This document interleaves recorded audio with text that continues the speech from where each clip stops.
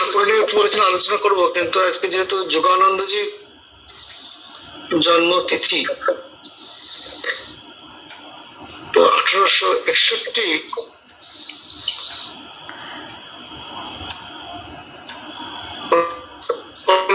করব। তো তারা প্রণামন্ত্র করি আমরা। ওম স্থাপকায় চ ধর্মস্য সর্বধর্মস্বরূপিণে অবতার বরিষ্ঠায় রামকৃষ্ণায় তে নমঃ। জননীং শারদাং দেবীং রামকৃষ্ণং জগদ্গুরুং পাদপদ্মে তয়োঃ স্থিত্वा प्रणमामि मुहुर्मुहुः।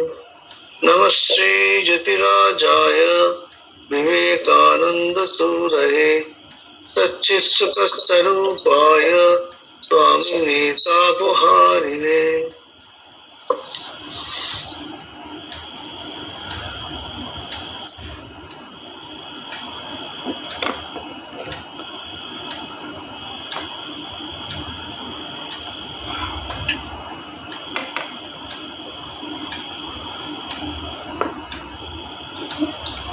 শ্রীরামকৃষ্ণদেবের কাছে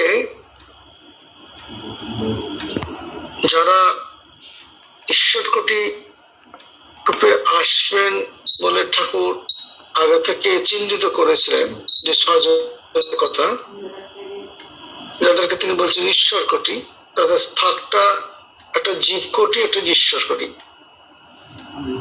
অর্থাৎ তাদের উঁচু জায়গায়। তো সেখানে 6 জনের মধ্যে যিনি অন্যতম একজন, জগন্মাতা জানিয়ে দিয়েছিলেন তিনি তাদের অন্যতম। এবং ঠাকুর বলতেন যোগানন্দ হচ্ছে দাপরে যে কৃষ্ণের সঙ্গে যে অর্জুন এসেছিল, যোগানন্দ সেই অংশে, অর্থাৎ সেই একই কর্মীর দল। আগে অবতার পুরুষদের সঙ্গে যেমন এসেছিলেন, তাদের আবার এখানে জমায়েত, তার সঙ্গে যেন ফোর্স, যেমন আমাদের দেখি আর্মিরা যখন ব্যাটালিয়ন একটা জায়গা থেকে, আমরা দেখতাম, আমি আলাদা ছিলাম, তো ওখানে বর্ডার টাস্ক ফোর্স ছাড়া আসাম রাইফেলস, গোর্খা রাইফেলস, এরা সব কি করতো, তাদের যখন ওইখানে কাজ শেষ হয়ে যেত, ব্রিগেড থেকে শুরু করে একবারে পুরো টিম একদম একটা পেটাকে বোধহয় থাকবে না, বোধহয় সমস্ত গুটিয়ে একদম গাড়ির পর গাড়ি চলে যাচ্ছে, নেক্সট যেখানে ওদের হবে সেখানে চলে যাচ্ছে। এরকমই যেন শ্রীরামকৃষ্ণদেবের এই যখন আসা, তার এই পার্শ্বদের নিয়ে তিনি আসতেন। যেমন অবতার পুরুষ আসেন, তা ঠাকুর তিনি তার পার্শ্বদের নিয়ে সঙ্গে করে নিয়ে এসছেন।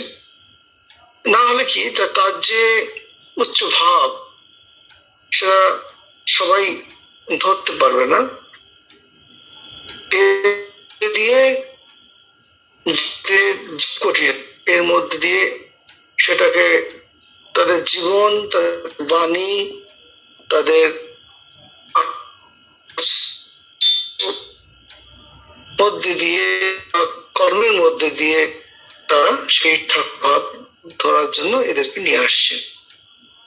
তো যোগানন্দজির পূর্ব নাম ছিল রবীন্দ্রনাথ রায় চৌধুরী।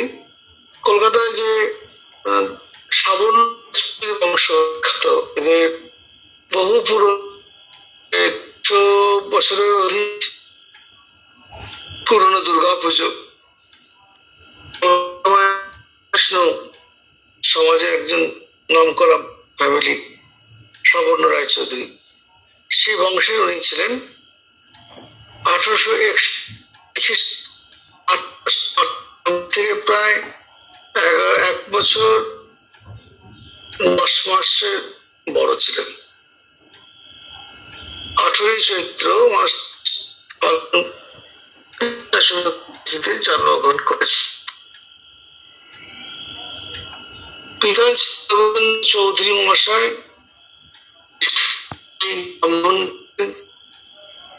পূজা ধ্যানাদিতে অনেক সময় তিনি অতিবাহিত করেন।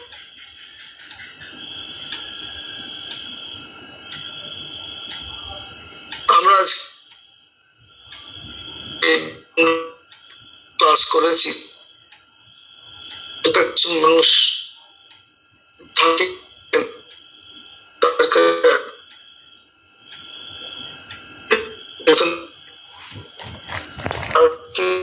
আজকে অরিন্দম আজকে মহারাজের তিথি, তো একটু যোগানন্দ মহারাজ যদি আলোচনা করেন। এবং আরো বলেছেন যে পূজনীয় যে মহারাজ স্মরণানন্দজি গত হলেন, তা যে শ্রীরামকৃষ্ণের সঙ্গে যে মার্চ করলো সূক্ষ্ম শরীর হিসেবে, এখন সেটা তো মহারাজের জীবন, এমনিতে এনাদের খুব বেশি জীবনী পাওয়া যায় না এখন। এবার আস্তে আস্তে সব বেরোতে থাকবে। এবং ভান্ডারার দিনে যদি আপনারা কলকাতা কেউ যান, তাহলে ভান্ডার আপনি পেয়ে যাবেন। তো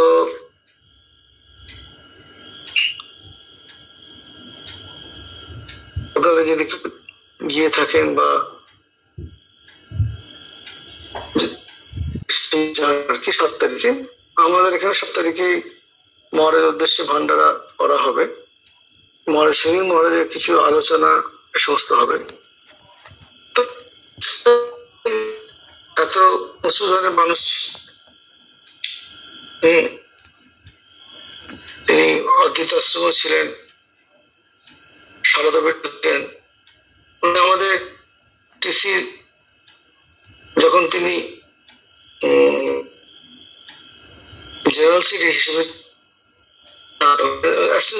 হিসেবে উনি আমাদের কেন্দ্র যে দুবছরতে যেতে হয়, সেখানে উনি আমাদের ক্লাস নিতেন। আমরা এনাকে পেয়েছি, প্লাস প্রভানন্দজিকে পেয়েছি। রুলস এর উপরে তো মহারাজকে দেখি অত্যন্ত সহজ মানুষ, এত বড় কিন্তু সহজেই ওনার কাছে অ্যাপ্রোচ করা যেত। এবং তিনি শুনতেন যে উনি ডেকে নিতেন এসব। তো আমার একটা ঘটনা, আমি আবার যোগানন্দ দিয়ে ফিরে যাব। আমি তখন আলম থেকে ইয়েতে গেছি, ট্রান্সফার হয়েছে, কিন্তু আমি বলতে পারি আমি ট্রান্সফার নিজেই চেয়ে নিয়েছিলাম। যে একটাই উদ্দেশ্য ছিল যে আমি দীর্ঘদিন ধরে আলমে আছি, তো নতুন বেশি বয়স হয়ে গেলে মানুষের একটা, এটা স্বাভাবিক, একটা শরীরের ফ্লেক্সিবিলিটি কমে যায়, সকলের সঙ্গে একটা মেলমেশ করে থাকা, আর বেশি দিন এক জায়গায় থাকলে তার প্রতি একটা ফ্যাসিনেশন এসে যায়, তার একটা, তো যেতে ইচ্ছা করে না। তাই আমি নিজেই লিখেছিলাম যে আমি নতুন জায়গায় সমস্ত সমস্ত কি তাদের করিনি, নেই, নতুন নতুন মানে চাই যাতে আমি তাদের সঙ্গে আমি অ্যাডজাস্ট করতে পারছি কিনা। একটা মেন হচ্ছে যে বেশি ট্রান্সফারটা বড়রা খুব চোখ দেখেন। 10 বছর, তারপরে বিদ্যামন্দির কলেজে 15 বছর, তারপরে জিএস তুলে নিয়ে এইখানে ডিগবয় নতুন দায়িত্ব দিয়ে নেওয়া হচ্ছে, তুমি যাও। অবশ্য সারদাত উনি বললেন যে দেওঘরে যেতে হবে। যাই হোক, আমি ট্রান্সফার হয়ে এসেছি। তারপরে বেশ কিছুদিন হয়ে গেছে, তো কেউ কিছু বলছে না। তবে তখন আমাদের আত্মস্থান দিকেছে আমি জয়েন করেছিলাম। তো সেই সূত্রে তাপস মহারাজ আমাদের আমাদের মহারাজ জি এসছেন এখানে, যথেষ্ট আমাদেরকে স্নেহ করতেন। সে তাপস মহারাজকে বললাম, মহারাজ তো তখন সেদিন যাচ্ছিলেন নিয়েতে জয়রামবাটি। তাই তাপস মহারাজকে বললাম, মহারাজ আমি তো বসে আছি, কিছুদিন হেডকোয়ার্টার থেকে বলেনি, তাই দুদিন মহারাজ যদি 3 দিনে যাচ্ছেন জয়রামবাটি ঘুরে আসি। মহারাজ তো রাজি হয়ে বললেন, হ্যাঁ চলো, তবে একটু জিএস মহারাজকে বলে নাও। তো আমি রাত্রেবেলায় একটি রাত্রে পাঠ হয়, পাঠের পরে মহারাজের ঘরের সামনে দাঁড়িয়ে, তো মহারাজ তখন আমাকে বললেন, কি বলো, কি বলছো? তা আমি বলেছি, মহারাজ আপনার একটু আমার আবেদন আছে, নিবেদন আছে। মহারাজ তো ভেবেছি উনি আমাকে যেখানে পাঠাবেন বলে করেছেন সেটা হয়তো আমাকে বলেছে হেডকোয়ার্টার থেকে, আমি সেটা যাবো না সে জায়গায়, সেই জন্য হয়তো মহারাজের কাছে আমি যাচ্ছি, অন্য জায়গায় পাঠাবো। এবং আমি তো ভেবে সারা পাঠাবো, বলবো যে আমি যাবো, তার কি করে হবে? আমি তো জানি না যে পৌঁছে করেছেন। আমি তো বসে আছি, 1.5 মাস উপর হয়ে গেল, তাই মহারাজ কালকে যাচ্ছিলেন ওখানে, তাই পারমিশন নিতে এলাম, যদি আপনি দেন তাহলে আমি একটু জয়রামবাটি ঘুরে আসি। মহারাজ একটা হেসে বলো, ও আচ্ছা তাই বলো। না সে তো তুমি তো এখন, না না এখন যা সারাদিন থাকবে, ওখান থেকে অনেকবারই যেতে পারবে। কারণ উনি সারাদিনপীঠে দীর্ঘদিন অধ্যক্ষ ছিলেন। জানেন যে যখন বিদ্যামন্দির কলেজে থাকতে ছেলেদেরকে নিয়ে যেত জয়রামবাটি প্রতি বছর, তো ব্যাস করে যেতে হয়। তো সুতরাং যেতে তো তখন আমি জানলাম না, উনি বহুবার যেতে পারবে, এখন এখন থাক, কালকে তো শেষ। তো এই যে একদম সহজ সরল ভাবে উনি বলে দিলেন যে আমার এতদিন যে তোমার পশ্চিম, আমি জেনে গেলাম, এইটার মধ্যে জেনে গেলাম যে আমার সারা ধরে পশ্চিম হয়েছে। তো একদম একদম খুব বলতে গেলে যে খুবই খুব কাছের মতো লাগতো। এটা বলে না যে রাজবাড়ির মানুষ ছিলেন, কিন্তু খুব স্নেহ করতেন। তারপর যতবার এই পরের দিন গেছি, তো হ্যাঁ তো সারা ছিল, থেকে যতবার প্রণাম গেছি, বা এখান থেকে গেছিল সেবকরা বলে দিত যে হ্যাঁ কিতাব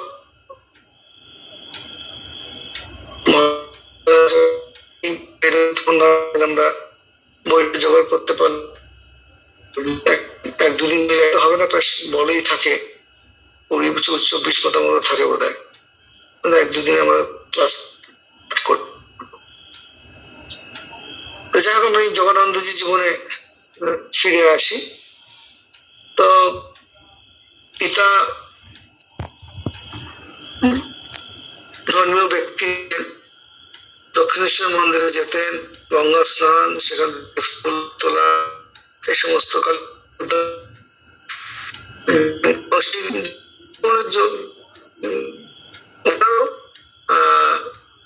যোগিন ওই যেহেতু বাড়ির কাছেই ছিল মন্দিরে যাওয়া,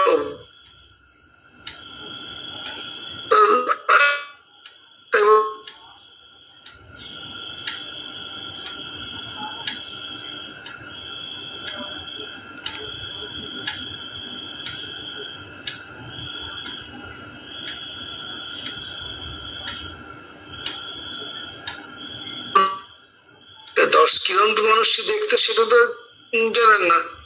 দক্ষিণেশ্বরে যখন কালীবাড়ি উদ্যানে ভ্রমণ করছেন, তখন গাছে যে ফুল ফুটেছে সেই ফুলের প্রতি তার আকর্ষণ হয়েছে এবং সে ফুল এটা নেবো, এখন কাউকে তো তুলতে তো হবে। তো সামনে একটা দেখেছেন একজন সাধারণ পোশাক পরা একজনকে দেখে বললেন, এই নিশ্চয়ই ব্যক্তির মালি হবে। তখন দেখলেন যে আপনি একটু ফুল তাকে আদেশ করলেন। তো আদিষ্ট যাকে বললেন সে মানুষটাও তাকে ফুলটি তৈরি দিয়ে দেবে। তারপর যোগিন যখন একদিন ঠাকুরের ঘরে গিয়ে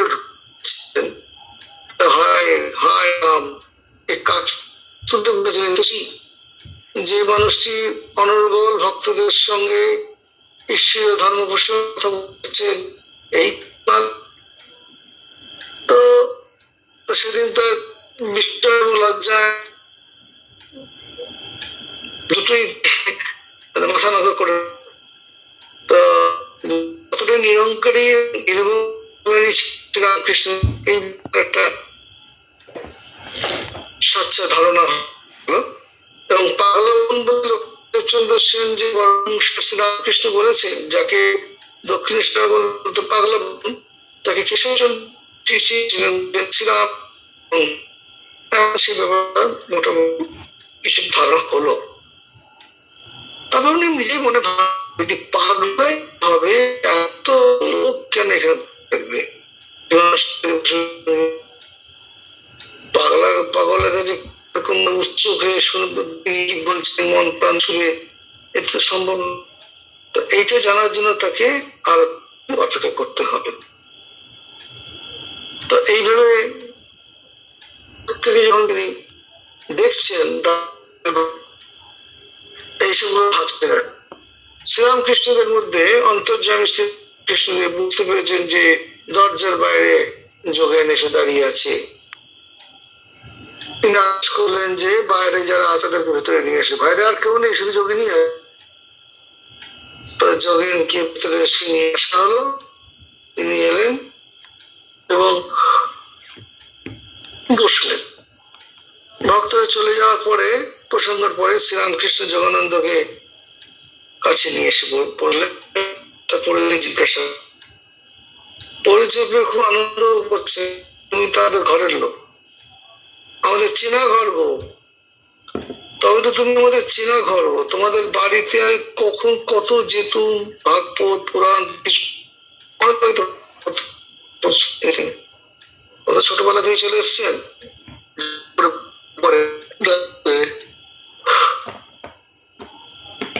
তোমাদের বাড়ির কর্তাদের কেউ উপস্থিত যারা ছিল তাদের মধ্যে দক্ষিণেশ্বরের সাবর্ণ চৌধুরী।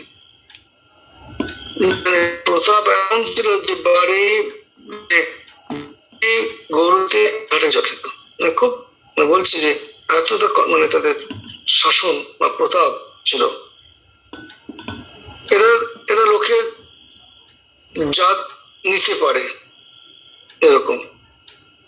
বলছেন জানাশোনা হলো, বেশ হলো, এখানে যাওয়া আসা করো, মহৎ বংশের জন্ম, তোমার লক্ষণ বেশ সব আছে, বেশ আধার, খুব ভগবত ভক্তি হবে। এবার ঠাকুর থেকে আশীর্বাদ করছেন। কিন্তু যোগীন ভাবছে যে আমি যে আসবো তার একটা জাত্যভিমান ছিল। একই তো সবাই পাগল বামুন বলে, তবে যদি এনার কাছে যেগুলো আসা যাওয়া করি, তো না হয় আমার বাড়ির লোক উচ্চ বংশ, বাড়ির লোকের টাকা আমাকে তো কিছু ভালো করে ঠেস দেবে, বা বন্ধু বান্ধবরাও হয়তো আওয়াজ করবে। তো তবু তার কি একটা আকর্ষণ তিনি অনুভব করলেন। তো তাই এ সমস্ত পাওয়া সত্ত্বেও যা ভেবেছিলেন তাই পেলেন।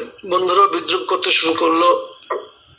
তার বাড়ির লোক তাকে খুব একটা আপত্তি করেননি, কারণ নিষ্ফল জেনে তিনি এত সব হওয়া সত্ত্বেও তিনি রেগুলার ঠাকুরের কাছে আসতেন। যার ফলে ঠাকুরের অমোঘ স্পর্শে বা সান্নিধ্য লাভের পরে মাধ্যমিক প্রবেশিকা পরীক্ষা পাশ করার পরে তার আর পড়াশোনা করতে কিছুতে মন চাইছে না।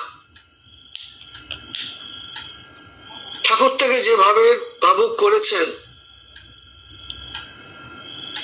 তার সেই সাংসারিক শিক্ষার সামঞ্জস্য করা দুষ্কর।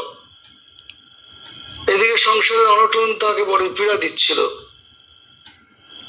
অবশেষে অনেক ভেবে চাকরির সন্ধানে কানপুরে তার মেসের বাড়িতে উপস্থিত হলেন। খুব বড় বংশ ছিল এক সময়, তো কিন্তু তার পিতৃ সময় তো আর্থিক অবস্থা ভালো ছিল না, তাই চাকরির জন্য তিনি কানপুরে গেলেন। কিছুদিনের মধ্যেই সেখানে খবর গেল যে তার মায়ের তার যে বাড়িতে ইমিডিয়েট পাঠিয়ে দিতে হবে, বাড়িতে অসুখ। তার করে দিত। খবর পেয়ে যোগীর মনে হলো নিশ্চয়ই মায়ের বোধহয় শরীর খারাপ হয়েছে, তাই যেতে চলে এলেন। এসে দেখলেন যে হতবাক হয়ে গেলেন যে দুদিনের মধ্যে তার বিয়ে ঠিক হয়ে গেছে, সে জানে না দুদিনের মধ্যে তার বিয়ে হবে। তখন সে বলল যে তো এই পথ তিনি করবেন না ঠিক করেছেন, তিনি বললেন আমি বিবাহ করব না। তখন মা তাকে বোঝাতে লাগলো, দেখো সমস্ত কিছু ঠিক হয়ে গেছে, বাবার দিকে তাকিয়ে মানে অমত বাবার সম্মানের হানি হবে, বাবা অমত করো না, কর্তার মুখ রাখো, তিনি কন্যা কর্তাকে অলরেডি কথা দিয়ে দিয়েছেন। তো যোগেন মহারাজ মায়ের কথাতে ইচ্ছা না থাকলেও পিতাকে অপমানে হাত থেকে বাঁচানোর জন্য তিনি বিয়ে করার জন্য রাজি হলেন। বিবাহ করে যোগী জননীকে সুখী করতে পেরেছিলেন কিনা আমরা জানি না, কিন্তু নিজের ধীরে ধীরে বেড়ে চলতে লাগলো। তিনি বেশ বুঝতে পারলেন তার ভবিষ্যৎ আশা ভরসা, তার উচ্চ চিন্তা উচ্চ আকাঙ্ক্ষা একে একে সব বিদায় নিচ্ছে। যত দিন যাচ্ছে ততই যেন তার সেটা স্পষ্ট হয়ে উঠছে। আর নিজে বিবাহ করে ফেলেছেন, এটা একটা মনে অনুশোচনা চলছে। তাই ঠাকুরের কাছে কিভাবে দাঁড়াবেন, ঠাকুর তো কিভাবে গ্রহণ করবেন, তাই তিনি ঠাকুরকে জান না। এদিকে শ্রীরামকৃষ্ণ দেখছেন যে যোগেন বহুদিন হলো আসেনি, দেখে তাকে দিয়ে খবর পাঠাচ্ছেন, তবু সে আসছে না। সংবাদ পেয়েও যোগেন আসে না। তখন ঠাকুর অনন্য উপায়ে দেখে একজনকে আদেশ করেন, বলে দেখো ওই বংশের ছেলে এইখান থেকে কিছু টাকা নিয়ে গেছিল, পয়সা আর কি নিয়ে গেছিল, সেটা ফেরত দিল না, আর এখন আসেও না। ওকে বলো তো একবার ডেকে নিয়ে এসে, তো হিসাবও দেয় না, এটা ঠিক নয়। ওকে ডেকে পাঠালেও আসে না, ওকে একবার আসতে বলো। তো এই সংবাদ যখন যোগেনের কানে গেল, তখন সে তো আরো মর্মাহত হলো যে ঠাকুরও পর্যন্ত আমাকে এরকম ঠাউরলো, 4 পয়সার জন্য আমাকে চোর ভাবছে। ঠিক আছে, আমি ওই 4 পয়সা আমি দিয়ে ফেলে দিয়ে চলে আসবো, আর যাবো না, কখনো মুখ হবো না। ওই হয়েছিল কি, একবার কানপুরে যাওয়ার পথে মন্দিরে খাজানজি মন্দিরে খাজানজি একটা জিনিসের জন্য কিছু পয়সা তাকে দিয়েছিল, তা কিছু উর্ধিত আনা 4 পয়সা খাজানজিকে দেওয়া হয়নি। তো যখন সব কানপুরে চলে গেল হয়তো, তারপরে তো তুমি আমাকে এতটাই খারাপ ঠাউরালেন, 4 পয়সা নিয়ে নেবো, ঠিক আছে আমি ফেরত দিয়ে আসবো। এইভাবে ব্যথিত মনে যোগীন ধীরে ধীরে দক্ষিণেশ্বরের পথে চললেন। বাগানে এসে পৌঁছেছেন, ঠাকুরের ঘরে এসেছেন, ঠাকুর ছোট খাটটিতে বসে আছেন।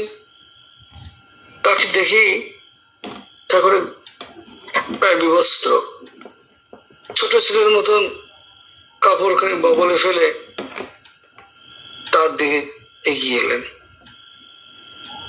বহুদিন বাঞ্ছিত সন্তানকে আজ একবারে চোখের সামনে দেখতে পেয়ে ঠাকুরের আর ভাবকে তিনি ধরে রাখতে পারছেন না, ভাবাবেশ অবস্থা হচ্ছে, উথলে পড়ছে। কি যেন এক অদ্ভুত শক্তি আজ তার সমস্ত দেহমনকে চকিত করে উঠল। ঠাকুর হাতটা ধরে বলছেন, বিয়ে করেছিস, তা কি হয়েছে? এই যে আমি তো বিয়ে করেছি।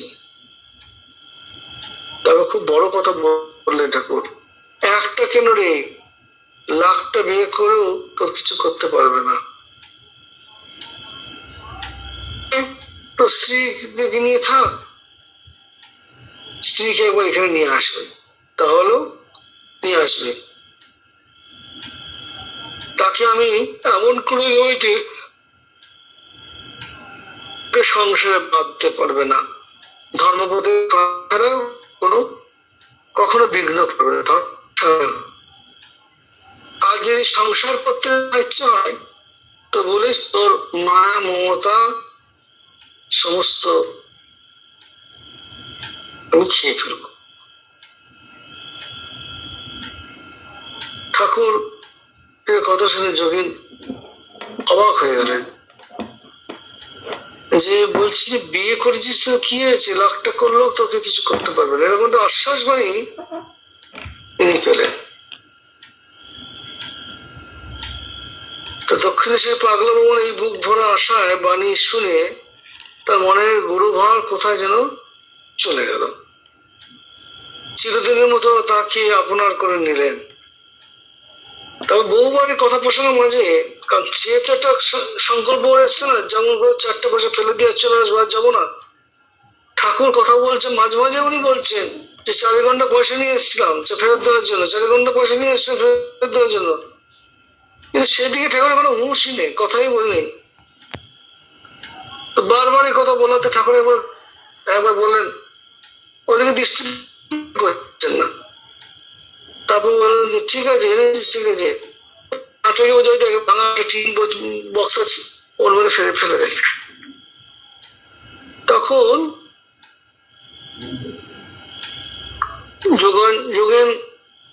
যোগানন্দজি বুঝতে পারলেন যে ঠাকুরের তাকে ডাকার মূল কারণটা কি। আচ্ছা, তার মধ্যে যে একটা বিরাট বড় পাথর বুকে চেপে বসে আছে, সেটা সরানোর জন্যই যেন ঠাকুর তাকে ডেকেছেন। এবং ঠাকুরের সঙ্গে কথাবার্তা হবে, তার শরীর মন অত্যন্ত শান্ত হলো এবং ঠাকুরের উদ্দেশ্য শান্ত মনে তিনি গিয়ে ফিরে গেলেন। তারপর আবার সেই কালী মন্দিরে পুনঃ আগের মতো যাওয়া আসা শুরু হলো।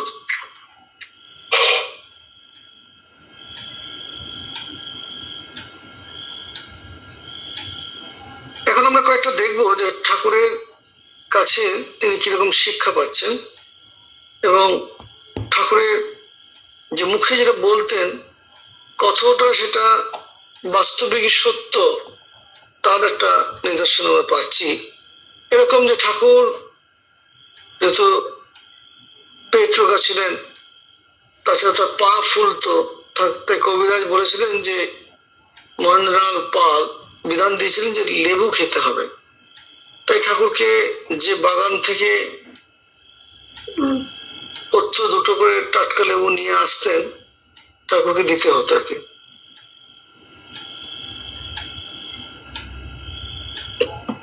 একদিন ঠাকুরকে ওই রস দেওয়া হয়েছে, লেবুর রস। ঠাকুর কিছুতেই ওই রস খেতে পাচ্ছেন না বা খেলেনই না। পরে জানা গেল যে মালিক ঠাকুরকে রোজ 2টো করে লেবু পাঠাতো, সেই মালিকের স্বত্বাধিকার, সেই জমিটা অন্য মালিকের হাতে হস্তান্তর হয়ে গেছে। যিনি দিতেন বা যার সঙ্গে কথা হয়েছিল সে তো এখন যেহেতু বিক্রি করে দিয়েছেন, তাই তার সে মালিকানা নেই, এখন অন্য লোকের হাতে চলে গেছে।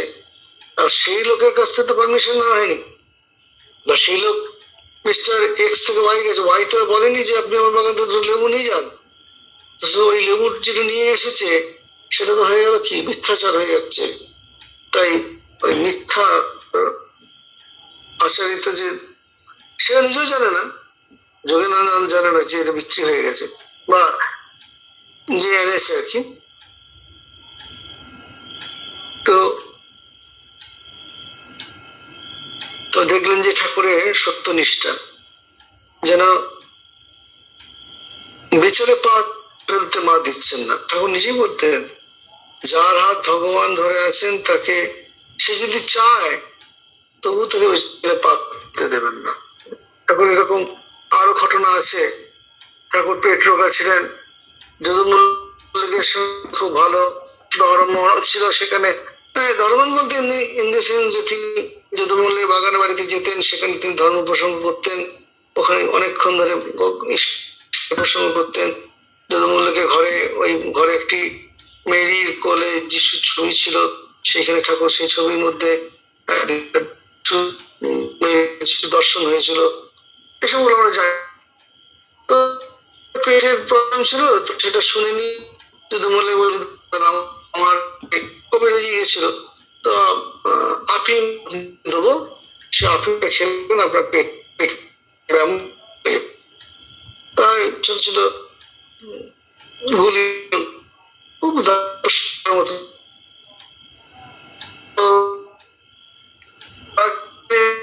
পেটের অসুখ হলে পরে এটা আমি আমার মায়ের কাছ থেকে শুনেছিলাম। আমার দাদু তার যখন পেটের এরকম রোগ হয়েছে, কবিরাজ করেছিলেন যে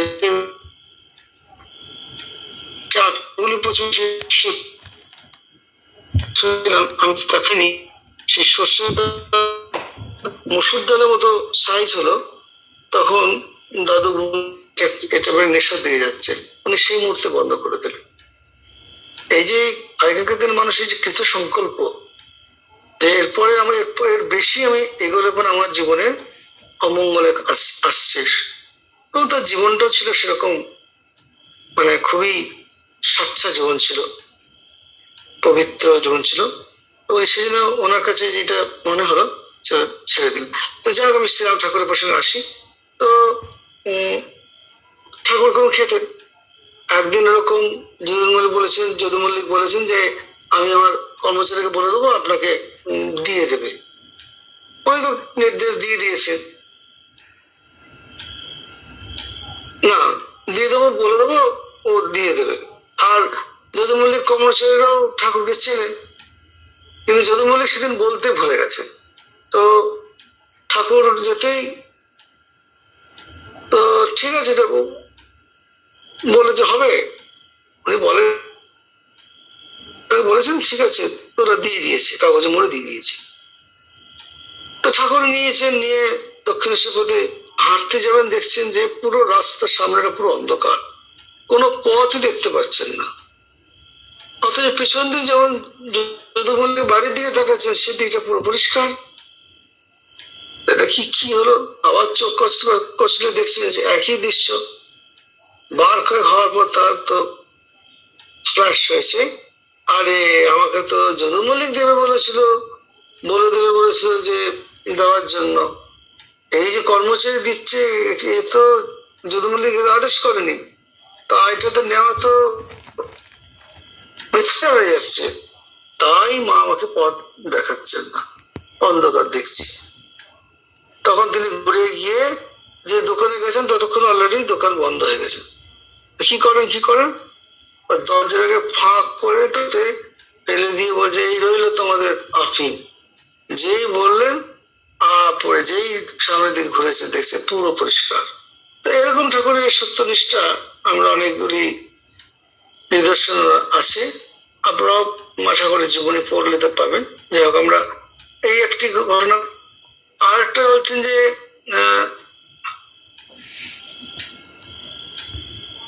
বলতেন যে তুই যে ধর্মপথে আছিস, ভক্ত মানুষ, কিন্তু ধর্মপথে থাকলে বা ভক্ত হলে তোমার বোকা হয়ে ঠাকুর এটা একদম পছন্দ করতে হবে না। ভক্ত হবি তো বোকা হবি কেন? এইটার উপর যোগীর মহারাজকে একদিন, তখন ছেলে যোগী, তাকে শিক্ষা দিয়েছিল। ঠাকুর তাকে বলেছেন, হ্যাঁ অমুক জায়গা থেকে কড়াই কিনে নিয়ে আসিস। তো তিনি একজনের বাড়ির দোকানে গেছেন, জানেন ইনি ধার্মিক পুরুষ, তো সুতরাং ধার্মিক পুরুষ থেকে ঠকাবে না। তো সেই জন্য সেখানে গিয়ে কড়াইটি নিয়ে এসছে। সে যথারীতি দেখেছে ছেলেটি অত কিছু পরীক্ষা করছে না, তাই একটি ফুটো কড়াই দিয়ে দিয়েছে। তো যথারীতি তিনি যখন দক্ষিণেশ্বর ফিরে এসেছেন, ঠাকুর থেকে আচ্ছা করে ভর্ৎসনা করেছে, বলছে যে তুই ভক্ত হবি তো বোকা হবি কেন? আর যারা দোকান সে পেতে বসেছে, তারা কি ধর্মের হাট খুলেছে যে তোকে ঠকাবে না? একেবারে না দেখি বিশ্বাস করেন না, না কোনো কথা নেই, বিশ্বাস করে নিয়ে চলে এলি পড়াখানা। ওই যে যখন বাজারে যাও, ঠাকুর কত কথা, যে মানুষটি কোনোদিন বাজারে করেননি হয়তো, কিন্তু বলছেন যখন বাজার করবি তখন 5টা-7টা দোকান ঘুরে দেখবি যে কোথায় ভালো জিনিস পাওয়া আছে, হচ্ছে সস্তা। হ্যাঁ, পরীক্ষা করে দেখবি। এছাড়া যদি দেখিস এখানে ফাও পাওয়া যাচ্ছে, সেই ফাওটাও নিতে ছাড়বি না। সুতরাং ঠাকুরের শিক্ষা হচ্ছে এরকম, যে বোকা হওয়া চলবে না। আরেকটি ঘটনা আছে যে ঠাকুর বলছেন যে তুমি ভক্ত হলো, যদি তোমার প্রতি কেউ যদি কোন রকম টর্চার বা কিছু করে, ঈশ্বর নিন্দা করে বা গুরু নিন্দা করে, তুমি তার ক্ষতি করো না, কিন্তু তাকে ফোর্স করতেও পিছপা হও না। এরকম নৌকা করে একবার আসছেন, তখন একদল থাকে, তারা বলছে যে দেখেছিস এই যে দক্ষিণ অংশ বলে সব মাউন পাগল মাউন, কতগুলো সব ইয়াং ছেলেদের মাথাগুলো পড়ছে আর নিজে ভালো ভালো খাচ্ছে, গদিতে শুচ্ছে, ধর্মের ভাবে কেবল ঢংবাজি আর কিছু নেই। ধর্মের ভাবে যথেষ্ট স্কুলের ছেলে মেয়েদের মাথা খাচ্ছে। এই কথা শুনে ওনার মনে কষ্ট হলো, ওনার প্রাণে কষ্ট হলো। তারপর বড়ক্ষণে ভাবলেন, প্রতিবাদ না করে চুপ করে রয়েছেন, বা যদি ঠাকুর কি সবে ধার ধারে, কে কি তাকে প্রশংসা করবে, কে তার নিন্দা করবে। অতএব ঠাকুর এই নিয়ে আমার কিছু বলা দরকার নেই, দুনিয়া কে কত কি কথা বলবে, হ্যাঁ সেদিকে কান দেওয়া দরকার নেই, এরকম একটা ভাব নিয়ে তিনি কালী মন্দিরে এসে পৌঁছলেন। তারপরে কথা ছিল ঠাকুরকে তিনি সব কথা বললেন, তখন ঠাকুর তাকে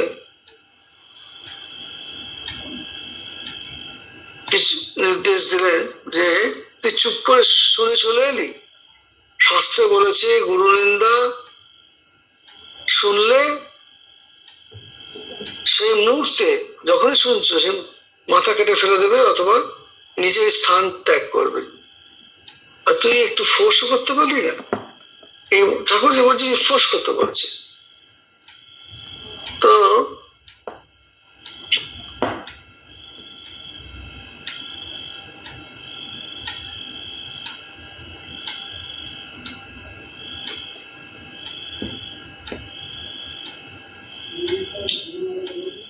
এটা আমরা দেখলাম যে যোগানন্দজি জীবনে। আরেকটি ঘটনা দেখছি ঠাকুরের কালী মন্দির পুজোর প্রসাদের প্রতি তার যে অমুক টানের ঘটনা। একদিন পুজোর পরে ঠাকুরের ঘরে প্রসাদ কিছুই আসেনি, নরেন্দ্রের মনে হয়েছিল, কিন্তু এদিকে যত সব বলে কিন্তু সে আগে বামুনটার মতন ঠিক প্রসাদটা কিন্তু ছাড়ছে না। যোগানন্দ তাই ভাবছি, নরেন্দ্র তো একটু পথ খোলা, তো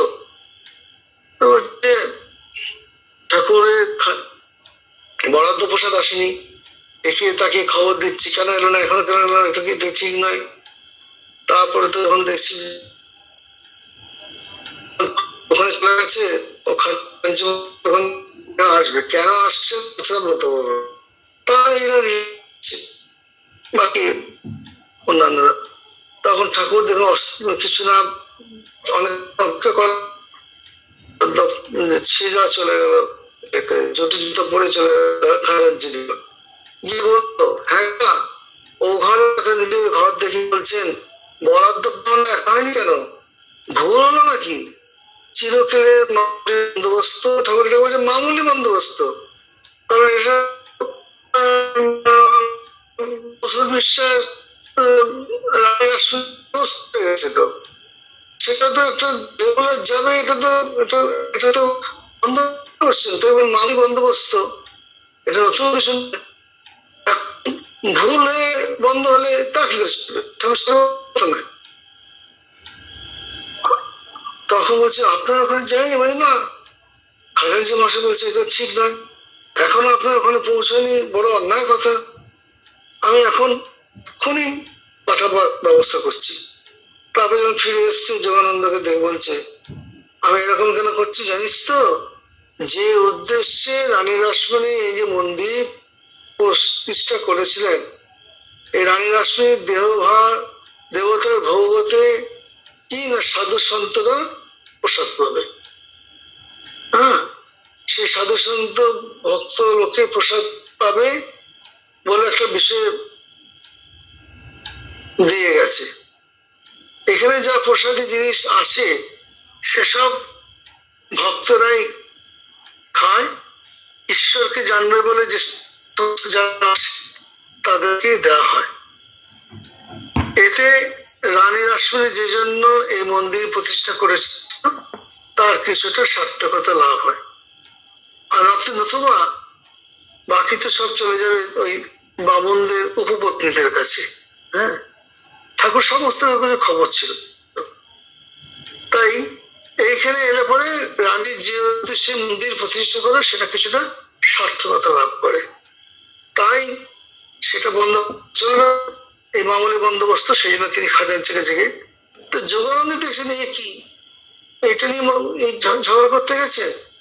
তারপরে ঠাকুরের মুখ দিয়ে কথাটা শুনলেন, তখন ভাবলেন আমি কি ভাবলাম, আর এই কি ঠাকুরকে বোঝা, তাই তো এই জীবন আলোচ করলাম কিছুটা মহারাজের জীবনী। আমি আজকে বেশি কিছু বলবো না, কারণ আর একদিন পরে আমাদের অনেক কাজের চাপ আছে, কালকে আমাকে ডিব্রুগড় যেতে হবে, আমার মিটিং আছে, সুতরাং সময় খুব কম, 31 তারিখ সামনে। আজকে আমি এখানেই ঠিক আনবো। আমার সঙ্গে আপনারা প্রণাম মন্ত্র বলুন, সামনের দিনে আবার আলোচনা হবে। যোগানন্দজিটা আমরা পুরোটা শেষ করে দেবো, তারপরে ঠাকুরেরটা আবার ধরবো। যেমন যোগানন্দজির ধারা এটা হচ্ছে, এটা করে নেবো। তাহলে ওম শান্তি শান্তি শান্তি, হরি ওম তৎসৎ। শ্রী রামকৃষ্ণ কৃষ্ণার্পণমস্তু। प्रणाम नेবেন মহারাজজি। প্রণাম। जय श्री गुरु महाराज जी की जय, जय महामाई की जय, जय स्वामी जी महाराज जी की जय, जय कामाख्या माई की जय, जय शिवंत शंकर देव, माधव देव, दामोदर देव की जय, जय स्वामी যোগানন্দ महाराज जी की जय। আজকের দিনটি কিন্তু টুয়াইস ব্লেসেড।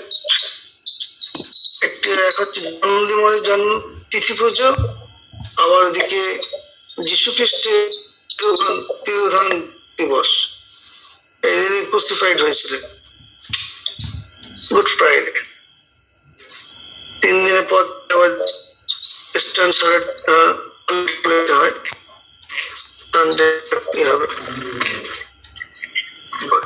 সামনের রোববারে। হ্যাঁ, তো আমাদের এখানে 7 তারিখে ভান্ডারা হবে। আপনারা যদি যে সমস্ত দীক্ষিত সন্তান আছে তারা বলবেন, তারা এসে প্রসাদ গ্রহণ করবেন। আর অরিন্দমবাবু আপনি দেখবেন যে মহারাজের দীক্ষিত সন্তান আছে, তাদের একটা নামের লিস্ট করে নেবেন। তাহলে আমি মঠের চেষ্টা করব যে যেমন প্রভানন্দজি করেছিলাম, পদচিহ্ন যদি পাই তাহলে আনিয়ে নেবো আর কি, তাহলে এনারা পেয়ে যাবেন। ঠিক আছে, একটা লিস্ট করে নেবেন। ঠিক ঠিক আছে, খুব ফাস্ট করতে হবে, করে পাঠিয়ে দেবেন। ঠিক আছে, কারণ এটা চাপ থাকবে। আমি এখন এপ্রিল মাসে যাবো, তাহলে সব কালেক্ট করে নেবো, আগে থেকে বলে রাখবো। মনে যে মিডিলে যে বসে থাকে ধনঞ্জয় মাসকে বলে রাখবো। ঠিক আছে মহারাজ, ঠিক আছে তাহলে